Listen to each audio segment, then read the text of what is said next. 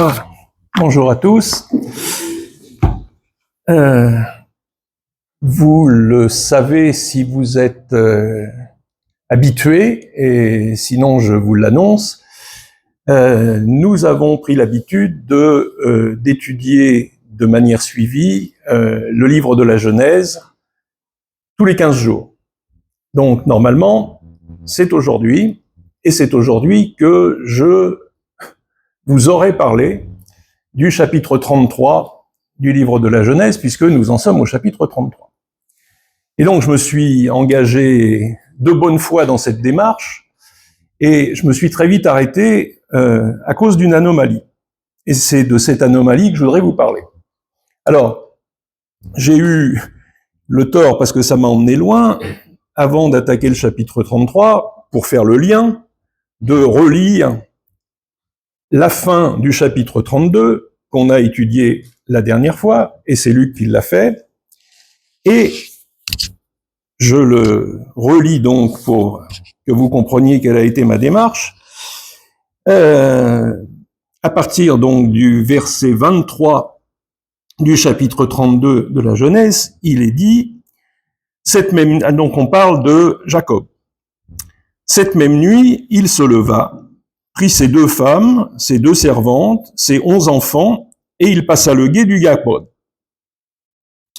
Il les prit et leur fit passer le torrent, puis il fit passer ceux qui lui appartenaient, et Jacob resta seul. Un homme se roula avec lui dans la poussière jusqu'au lever de l'aurore. Il vit qu'il ne pouvait l'emporter sur lui, il heurta Jacob à la courbe du fémur qui se déboîta, alors qu'il roulait avec lui dans la poussière. Il lui dit, « Laisse-moi, car l'aurore s'est levée. »« Je ne te laisserai pas, répondit-il, que tu ne m'aies béni. » Et il lui dit, « Quel est ton nom ?»« Jacob, répondit-il. » Il reprit, « On ne t'appellera plus Jacob, mais Israël, car tu as lutté avec Dieu et avec les hommes, et tu l'as emporté. » Jacob lui demanda, « De grâce, indique-moi ton nom. »« Et pourquoi, dit-il, me demandes-tu ton nom, mon nom ?» Là même, il le bénit. Jacob appela ce Dieu Péniel, c'est-à-dire face de Dieu, car j'ai vu Dieu face à face, et ma vie a été sauvée. Le soleil se levait, quand il passera Pénuel, il boitait de la hanche, c'est pourquoi les fils d'Israël ne mangent pas le muscle de la cuisse qui est à la courbe du fémur, aujourd'hui encore.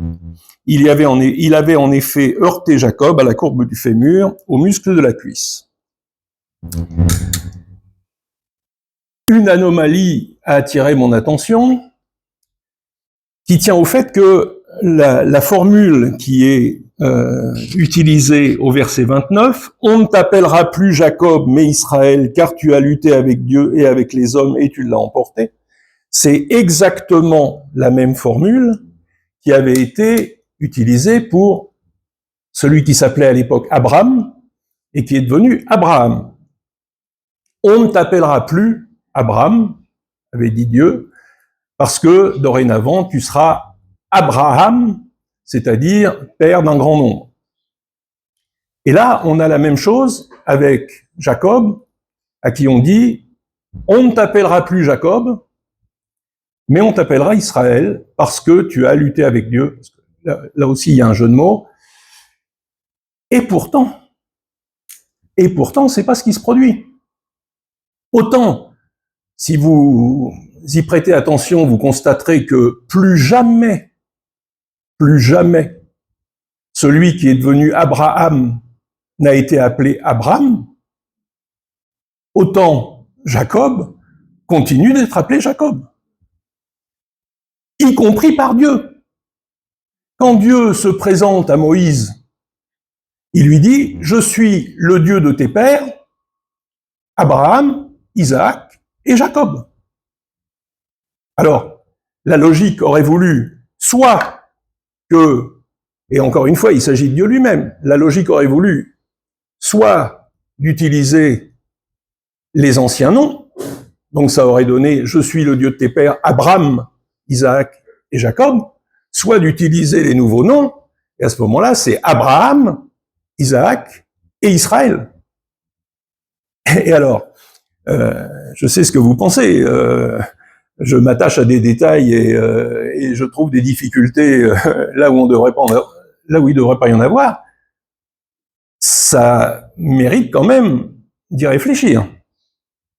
Parce que c'est le même Dieu qui dit « on ne t'appellera plus comme ça, on t'appellera autrement », bon, jusque-là ça va, et qui ne suit pas sa propre logique et qui continue d'utiliser l'ancien nom. Alors, il y a une explication, en tout cas j'ai une explication, et cette explication nécessite d'introduire une distinction entre l'identité statique et l'identité dynamique. Alors, ça a l'air savant comme ça, ne vous inquiétez pas, c'est tout simple. Tiens ben, Alain, il est français et musicien. Français, c'est l'identité statique. Parce que même s'il fait la grasse matinée et la sieste de l'après-midi, il est français. Il n'a rien à faire pour ça. Et même quand il fait rien, il est français. Ça, c'est son identité statique. Il est musicien, c'est son identité dynamique. Il est musicien parce qu'il joue de la musique. Si plus jamais il joue de la musique, ben, il n'est pas musicien. Et c'est en fait ce qu'il fait qui permet de le qualifier de musicien. Si jamais il avait produit la moindre note dans n'importe quel instrument, il mériterait pas cette appellation. Et ben c'est de ça qu'on parle. C'est de ça qu'on parle parce que Abraham, il est père d'un grand nombre, j'allais dire de manière statique parce qu'il a fait une fois, alors il n'a pas eu qu'un seul enfant, hein, vous savez, il a eu plusieurs enfants, non seulement Isaac et Ismaël, enfin Ismaël et Isaac, mais aussi d'autres. Mais c'est par le canal d'un seul, une fois pour toutes, qu'il est père d'un grand nombre, puisque c'est d'un seul de ses enfants que le peuple d'Israël va être issu. Et donc ça, c'est son identité statique. Abraham, pour reprendre mon exemple, s'il fait la grasse matinée le matin et la sieste l'après-midi, il est quand même père d'une multitude. Alors que Jacob, c'est dans l'action qu'il a sa nouvelle identité. C'est-à-dire, puisque Israël, c'est la confrontation avec Dieu.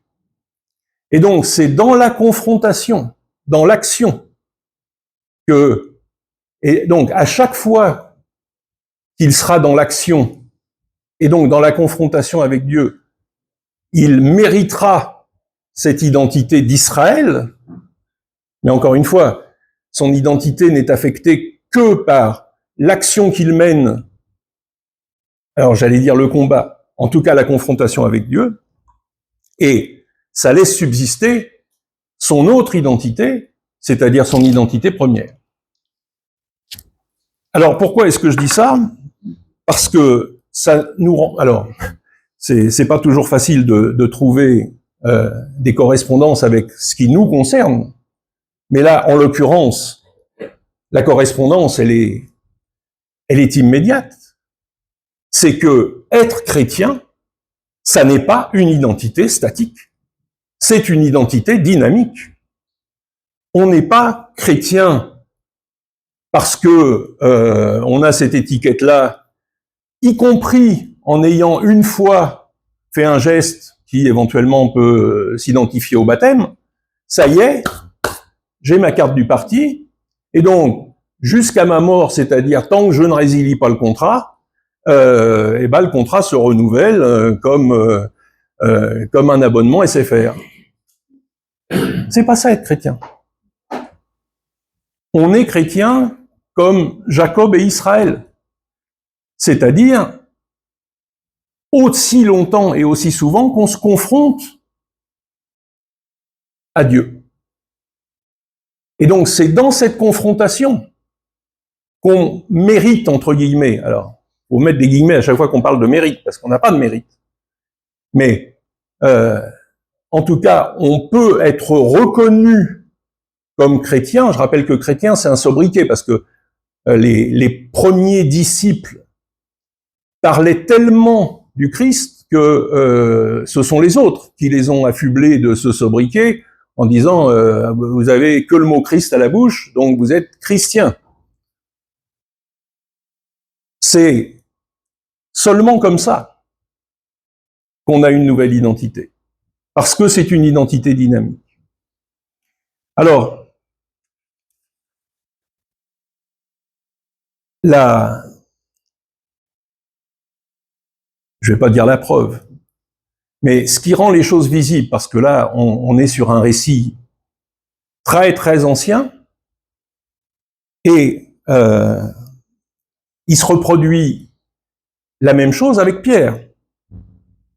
Alors, Pierre a ceci en commun avec Abraham, c'est qu'il va être une pièce maîtresse de la construction d'un peuple pour Dieu.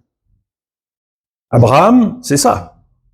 Abraham, tu vas être le père d'une multitude, en tout cas d'un grand nombre.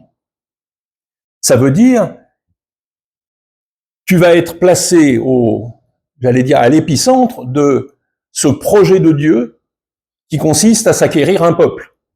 Et ce peuple, il va naître de toi. Et à Pierre, il est dit la même chose. Alors, il va pas faire naître le peuple des chrétiens, mais à Pierre, Jésus dit, alors à Pierre qui à l'époque s'appelle Simon, donc il y a aussi un apport identitaire, de la même manière que Abraham change de nom pour s'appeler Abraham, Simon change de nom pour s'appeler Pierre. Et pourquoi est-ce que Jésus change le nom de Simon pour s'appeler Pierre? Parce qu'il lui dit, parce que sur cette pierre, alors, ça m'embête la traduction « je bâtirai mon église » parce que dans notre inconscient, l'église c'est potentiellement un bâtiment. Or, au moment où cette phrase est prononcée, l'église c'est pas un bâtiment. L'église c'est le rassemblement. Donc, je bâtirai mon église, ça paraît normal, on voit quelqu'un en train de construire un bâtiment, c'est je construirai mon rassemblement. Donc, c'est une phrase à l'époque énigmatique. C'est qu'est-ce que ça veut dire construire son rassemblement? Ben, de la même manière que par Abraham, Dieu s'acquiert un peuple, par Pierre, et avec Pierre comme pierre initiale, il s'acquiert aussi un peuple. Et donc, Pierre, il est dans cet apport identitaire dynamique et pas statique. Parce que, donc, il a en commun avec Abraham d'avoir reçu cette mission de Dieu d'être l'initiateur d'un peuple. Dans le cas d'Abraham, c'est Israël. Dans le cas de Pierre, c'est l'Église. Mais il a en commun avec Jacob de ne mériter son nom de Pierre que quand il construit. Le reste du temps, il est aussi appelé Simon. Quand Jésus, alors on peut prendre des exemples, mais Jésus, à un moment, lui, alors que dès le début, puisque c'est... alors, on va prendre ça, c'est dans Jean, au chapitre 1er, Jean chapitre 1er, verset 42.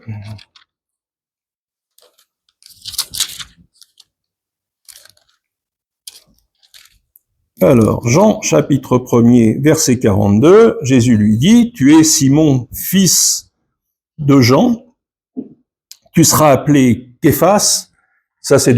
Alors, ce qui veut dire Pierre, comme tous les lecteurs et nous aussi d'ailleurs, ne parlaient pas araméen, il a fallu traduire.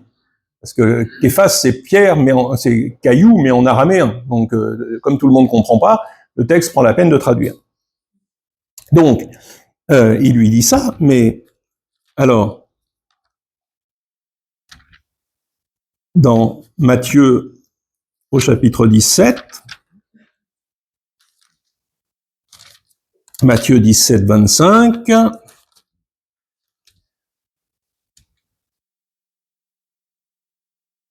Euh, quand Pierre fut arrivé à la maison, Jésus, prenant les devants, lui dit « Quel est ton avis, Simon ?»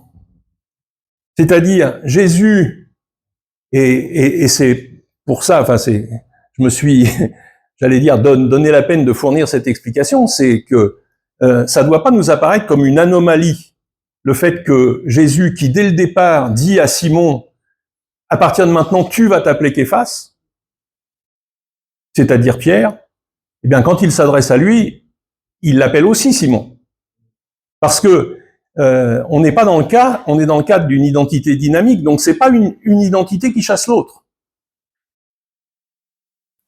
Dans le cas d'Abraham, l'identité statique, une identité chasse l'autre. Dans le cas de Jacob et de Pierre, une identité ne chasse pas l'autre parce que on est, alors si je me référais à Sartre, je dirais, c'est le cas de le dire, l'existence précède l'essence, c'est que ce qui va faire de Jacob Israël, c'est sa confrontation avec Dieu. Et c'est seulement ça. Et ce qui fera de Simon Pierre, c'est le fait de prendre une part essentielle à la construction de l'Église. Et alors, il faut pas pousser trop loin le raisonnement en disant ah bon alors à chaque fois que Jacob est appelé Jacob, c'est qu'il n'est pas dans sa mission, et à chaque fois qu'il est appelé Israël, c'est qu'il est dans le plan de Dieu. Et on pourrait aussi dire la même chose de Pierre. C'est pas le cas. C'est pas le cas parce que les deux identités se superposent. Donc il faut pas dire ah ben alors quand Jésus l'appelle Simon, c'est parce que l'autre il est à côté de la plaque, et quand il est dans les rails, il se fait appeler Pierre. C'est pas comme ça que ça marche. C'est pas comme ça que ça marche. Mais ce qu'il faut retenir de tout ça, pas s'embarquer dans des explications trop longues, ce qu'il faut retenir de tout ça, c'est que être chrétien, alors je vais le dire de manière à ce que ce soit, j'allais dire, facilement compréhensible. Être chrétien, c'est pas la même chose qu'être juif. Par exemple, juif, c'est une identité statique. Que vous alliez à la synagogue, que vous soyez croyant, pas croyant, hein, si vous êtes juif, vous êtes juif. Et j'allais dire, ça dépend pas de vous. C'est une identité statique. Être chrétien, ça ne peut pas être une identité statique.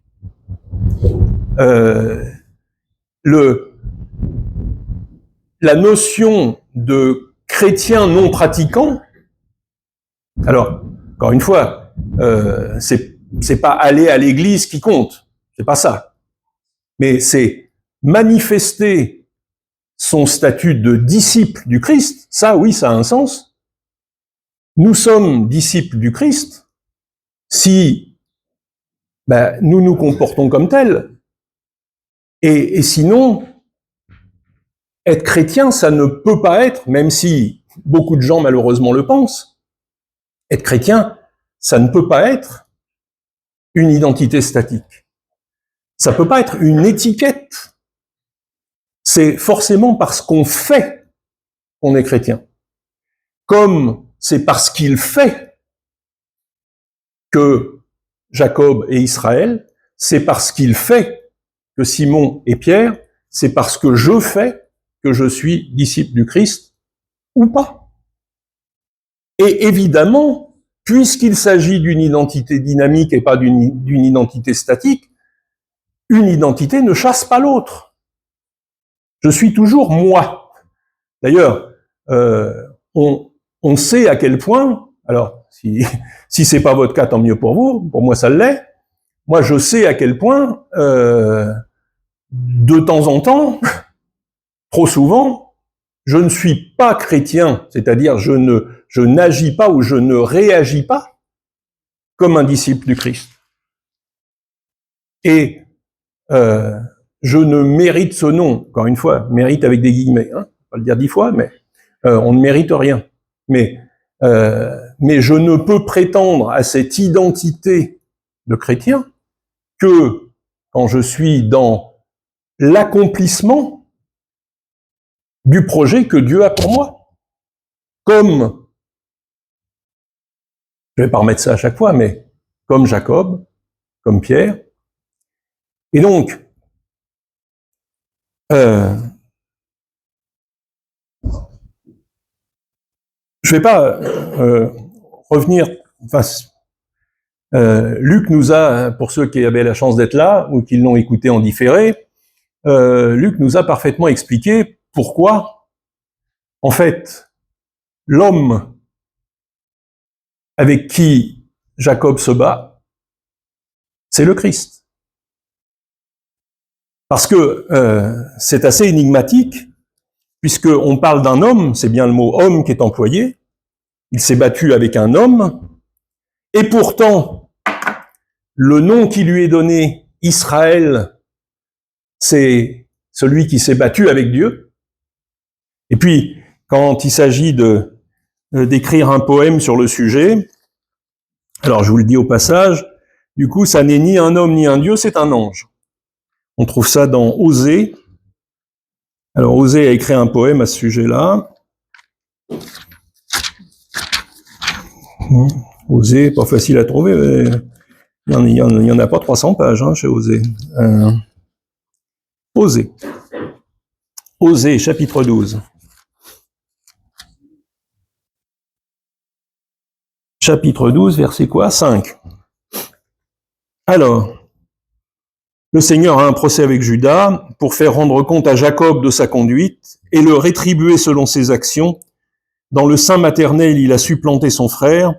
Bon, tout ça est plein de jeux de mots parce que voilà, la racine. Alors, c'est compliqué. La racine du mot Yaakov, c'est à la fois une racine assez proche du mot qui veut dire talon, et aussi une racine assez proche du mot qui veut dire supplanter. C'est pour ça que dès le sein maternel, il a supplanté son frère, et arrivé à l'âge mûr, il lutta avec Dieu, il lutta avec un ange et l'emporta, il pleura et le supplia.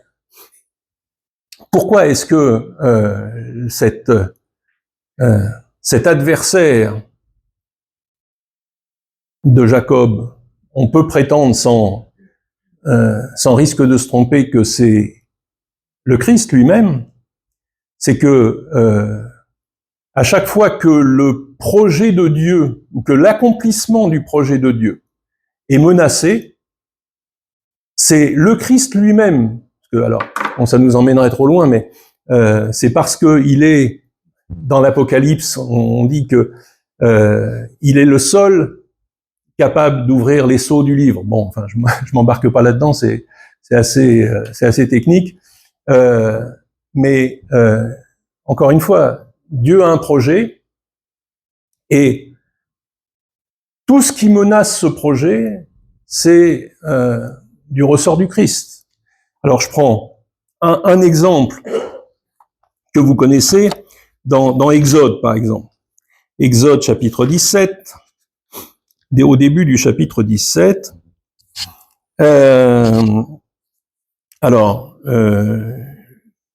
C'est évidemment la progression du peuple d'Israël dans le désert.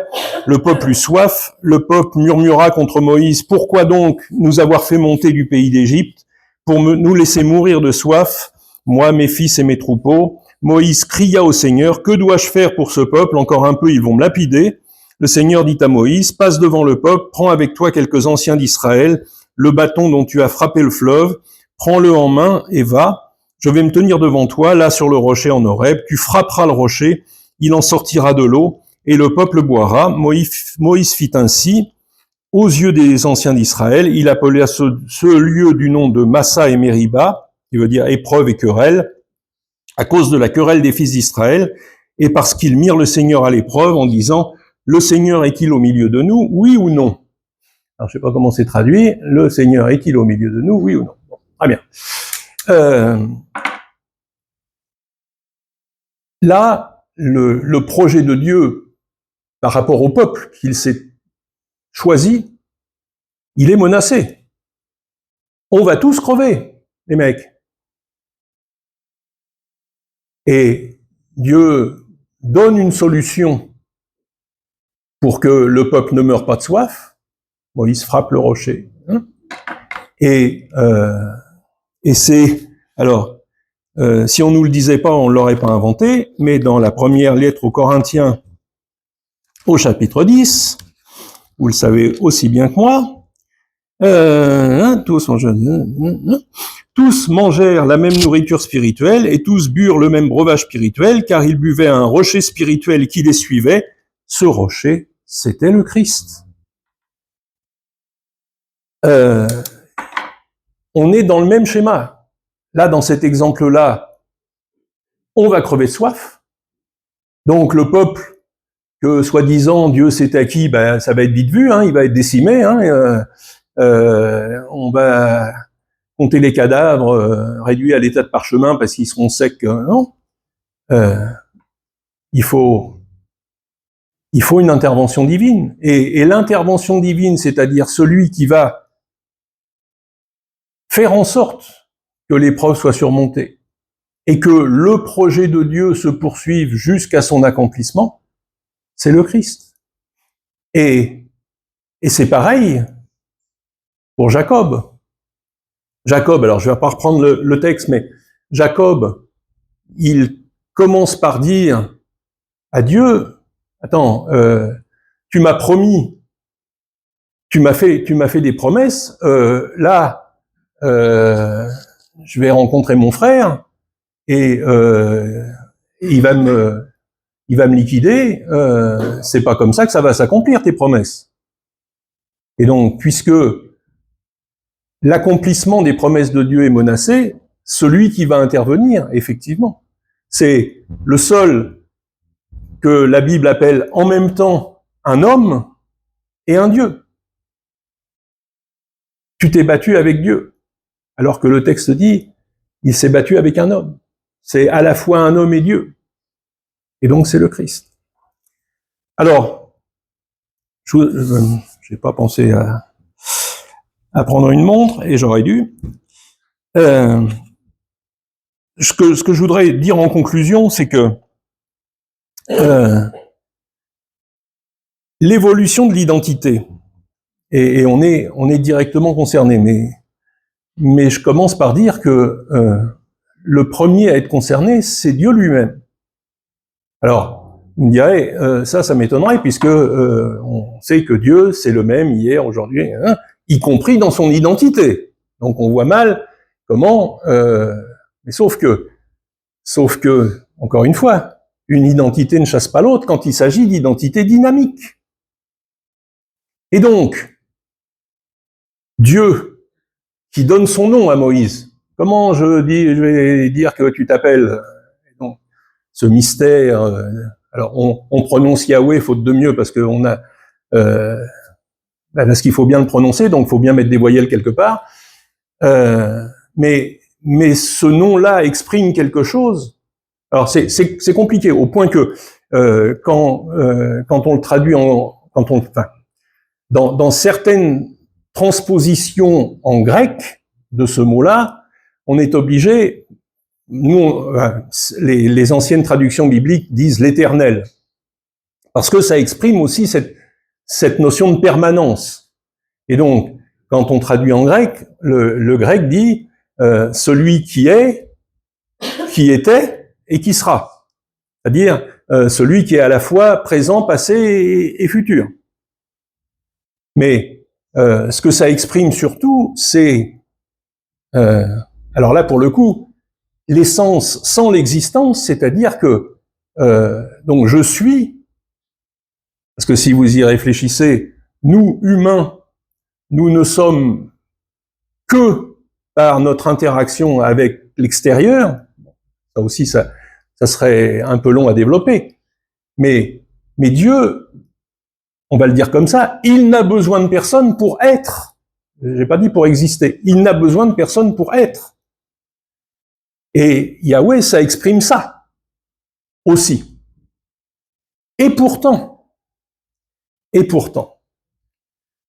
il va se donner à lui-même, bien sûr, parce que personne d'autre ne pourrait lui donner, une identité supplémentaire. Et quand on y réfléchit, c'est extraordinaire. On devrait se exploser en louange quand on comprend ça. C'est que il va devenir Emmanuel. C'est son identité qui évolue.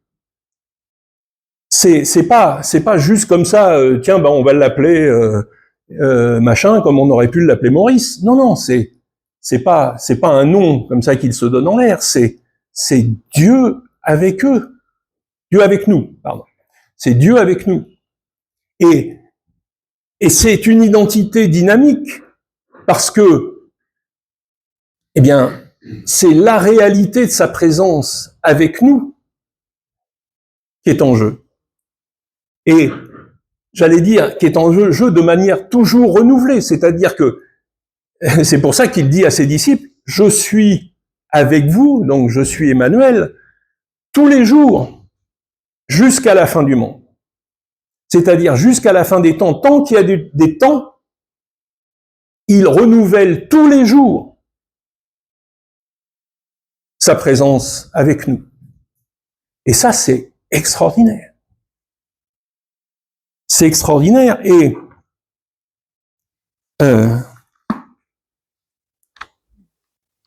je retourne dans l'Apocalypse.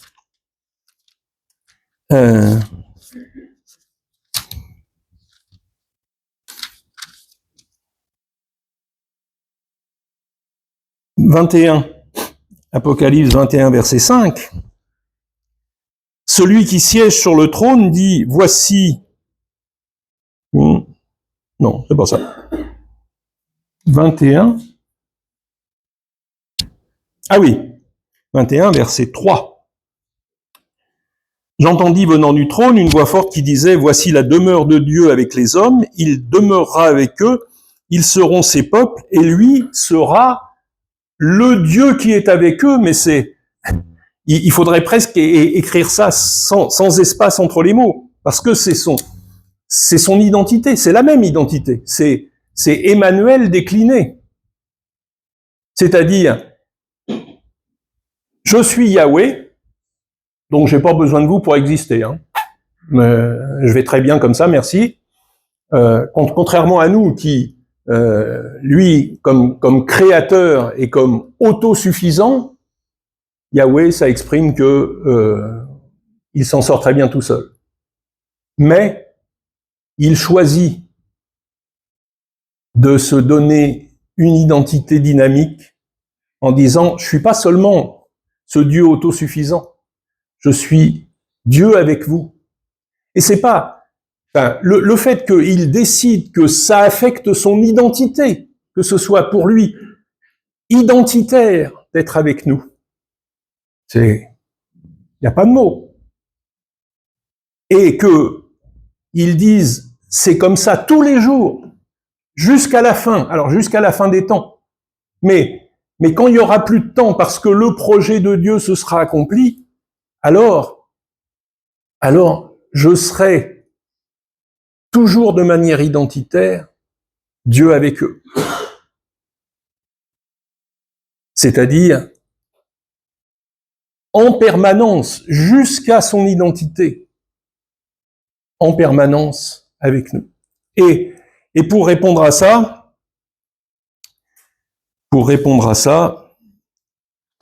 il y a, alors je vais pas, j'essaye de pas trop me lancer dans des explications sur l'Apocalypse parce que c'est un peu compliqué, mais sachons quand même que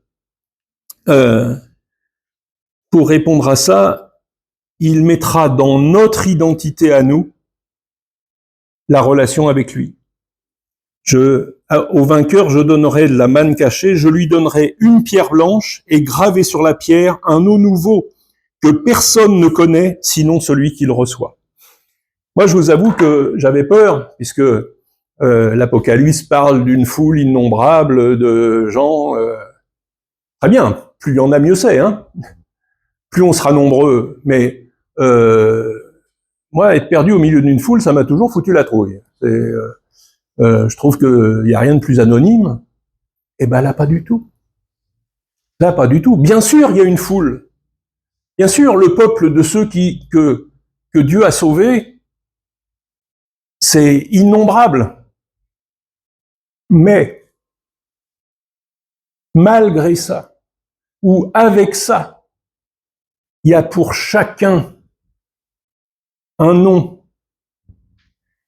que seul lui et moi connaîtrons. C'est-à-dire, il y a entre lui et moi, alors chacun évidemment ici peut dire la même chose, il y aura entre lui et moi personnellement, individuellement, une relation qui nous sera propre et qui ne sera pas une relation de masse ou de foule, mais une relation individuelle. Il va me donner un nom, je serai le seul à le connaître, et il sera le seul à l'utiliser. Et on aura une relation fondée sur cette spécificité-là. Et lui aussi, alors,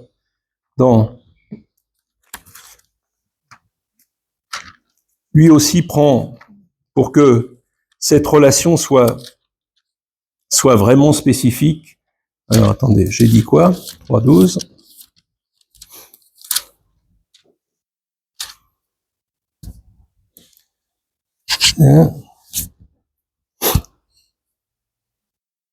Le vainqueur, j'en ferai une colonne dans le temple de mon Dieu, il n'en sortira plus jamais, et j'inscrirai sur lui le nom de mon Dieu et le nom de la cité de mon Dieu, la Jérusalem nouvelle qui descend du ciel d'auprès de mon Dieu, et mon nom nouveau.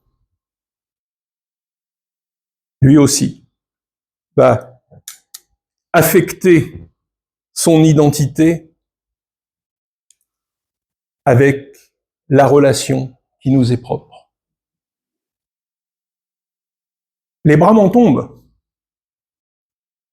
Parce que, franchement, je méritais pas ça. Et je m'avance pas beaucoup en disant qu'aucun de nous le méritait.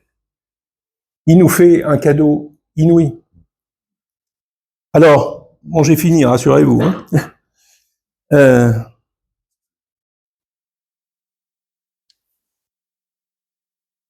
Je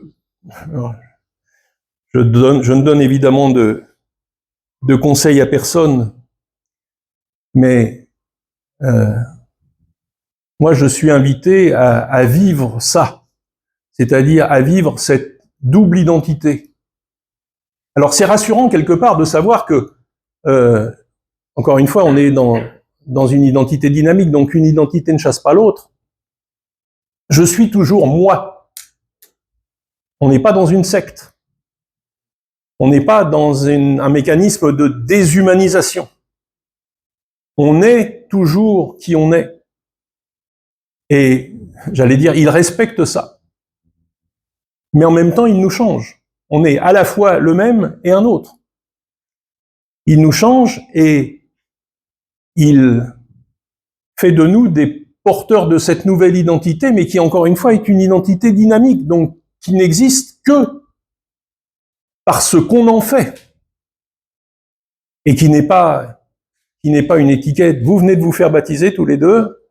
Bon, vous avez compris que c'était pas une étiquette qu'on vous collait sur le front, et que maintenant, basta.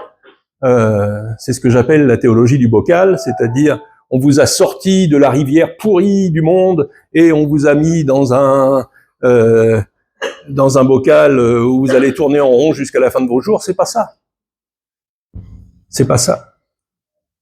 Vous avez reçu, comme nous, des années avant ou des décennies avant, une nouvelle identité et il nous appartient de la faire vivre. Alors, de la même manière que lui s'engage en disant ah, je suis pas seulement Yahweh, je suis Dieu avec toi, tous les jours, jusqu'à la fin du monde. Je suis appelé à répondre la même chose. Je suis pas seulement Yann, je suis celui à qui tu donnes un nom nouveau, et je veux être avec toi tous les jours. Parce que c'est ça qui fait vivre mon identité. C'est quand je suis avec toi, quand je fais des choses qui vont dans le sens de ton projet pour moi. Sinon, ben, je ne mérite pas cette identité. Et je ne l'ai que dans l'action. Alors, je demande d'abord à Dieu son pardon pour toutes les fois où je parle mais où je ne fais pas. Et puis, je lui demande son aide pour que j'entre autant que j'en suis capable, mais il est capable de beaucoup plus.